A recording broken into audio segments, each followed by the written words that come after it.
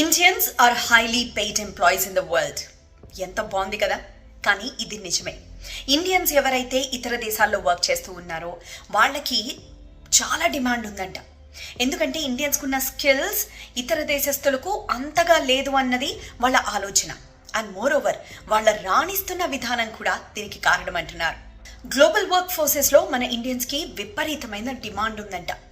Germany, UK, US ఇలాంటి countries అన్నింటిలోనూ అంటే ఇట్లాంటి డెవలప్డ్ కంట్రీస్ అన్నింటిలోనూ ఇండియన్స్కి చాలా డిమాండ్ ఏర్పడింది. అసామాన్యమైన పనితనం అంటే హైలీ స్కిల్డ్ డెడికేషన్ కానీ వాళ్ళు కష్టపడే తత్వం కానీ లేకపోతే ఒక విషయాన్ని నేర్చుకొని వెంటనే దాన్ని సాల్వ్ చేసి ఇష్యూ ఉంటే వెంటనే సాల్వ్ చేయడం లేకపోతే ఆ విషయాన్ని నేర్చుకునే దాంట్లో ముందుండడం ఇవన్నీ కూడా ఇలాంటి కంట్రీస్లో టాప్ ప్లేస్లో నిలబెడుతున్న ఇండియన్స్ని.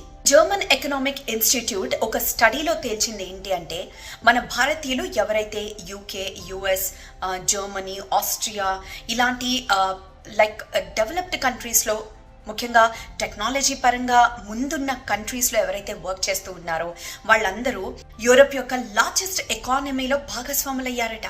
అయితే ఇక్కడ మెయిన్ భారతీయులు అన్న కేటగిరీ అనేది కాదు, కానీ భారతీయులకు ఉన్న క్వాలిటీ గురించి అంటే మేనేజింగ్ స్కిల్స్ కానీ, ప్రొఫెషనలిజం కానీ, లేకపోతే జాబ్ ప్రొఫైల్ కానీ, లేకపోతే హై స్కిల్స్ కానీ, వాళ్ళు నేర్చుకునే విధానం కానీ, కష్టపడే తత్వం కానీ ఇవన్నీ కూడా ప్రముఖ పాత్ర పోషించాయి మన ఇండియన్స్ని నంబర్ 1 ప్లేస్లో నిలబెట్టడానికి. Especially stem, science, technology, engineering and మ్యాథ్స్లో మన భారతీయులదే టాప్ ప్లేస్. సో వరల్డ్లో ఎక్కడ చూసినా భారతీయులు టాప్ ప్లేస్లో ఉన్నారంట. And also highly paid because of their skills.